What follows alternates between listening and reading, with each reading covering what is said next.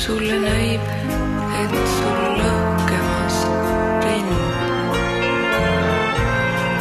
Süda nutab, sest teab, sind ta nägema peab. Meie õnnelik kallis on hind. Uus hülgepoiss toodi tühjaks jäänud basseini 2000. aasta kevadel. Kollasest karvakerast on saanud kena ja näitlemishimuline noor hüljes, kes oskab basseini ääres uudistajaid üllatada nii mõnegi trikiga. Kuid külarahvas arvab, et sedaviisi hülge pidamine on looma piinamine. Ei oskagi öelda selle kohta mitte midagi. Oma arust on tingimused täitsa normaalsed.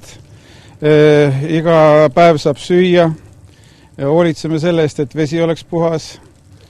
Vesi jookseb läbi siin 12 kanti ööpäevas läheb, tähendab puhastab seda vee ära. No ei oska arvata, miks inimestel sellised mõtted pähe tulevad. Ta tegelikult pakub siin lastele ja teistele palju rohkem rõõmu, kõik jäävad siin vaatamas teda. Kibutakse liiga palju isegi söötma, ta sööb ainult kala, siin pakutakse leiba ja saia ja vorsti ja kõike muid asju.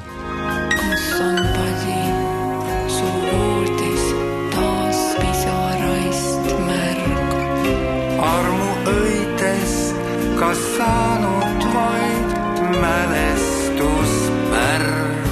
No Läänemere ralljules on tegelikult üsna metsik elukas ja nagu me viimasel ajal oleme välja selgitanud, ta võib päevas mitusada kilomeetrit maha ujuda niimoodi, et ega see elu seal tünnis kindlasti ei ole Läänemere rallülge selline tavaline elu, aga ralljules on selles mõttes üsna paindlik loom või teda on suhteliselt lihtne hoida sellistes ütleme tehistingimustes ja seda ka palju tehakse, aga kas see audru tünn nüüd just on õige hoidmise koht, et seda, ma ei oska seda niimoodi hinnata, sest ma olen loomaökoloog, kes pigem, eks ole, hindab loomade vabadust liikuda omas elupaigas nii, nagu neile see parasjagu parem on, aga seda tuleks kindlasti küsida siis nagu spetsialistidelt, kes tegelevad loomade hoidmisega. Ja ma tean, et need mereinstituudid, kes ülgeid hoiavad tehistingimustes neil on ikka sootuks teistsugused tingimused, väga suured basseinid ja ütleme siis need ülge eluvajadused on proovitud seal siis niivõrd kuivõrd matkida,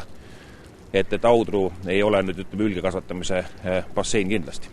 Ütle sõna kevaid, olen seal seda maid ning siis pole me üksi selle. Aga meile see asi ei meeldi. Me ei ole need pädevad otsustama, kas need tingimused on õiged või ei ole, aga aja jooksul on inimeste teadlikkus loomadest kasvanud ja meile tuleb tohutult kaebusi, et antud momendil on see üljes küll kogu selle kasvanduse nagu häbiplekiks. See hakkab kõik võitlus sellest, et need samased looduskaitsjad nii nimetatud hakkasid kõik rebastest pihta ja nüüd on jõutud ülgeni, et kuidagi meil ikka kaikad kodarasse loopida, aga tegelikult elu näitab teist asja, et on meil rebased söödetud ja ülgega on kõik korras.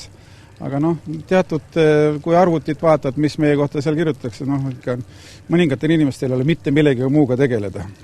Ilmselt peaks nagu selle 2000. aastal välja antud loa uuesti üle vaatama. Eksperdid kokku kutsuma, kas või Soomest, kui vaja on, et ilmselt 2000. aastal võis sinna ka vaala elama panna. Ma usun, et elu ja aeg on edasi läinud, et see enam ei ole kehtiv. Selline tõenäosus, et nüüd lastada uuesti loodusesse, sellist võimalust tal ei ole?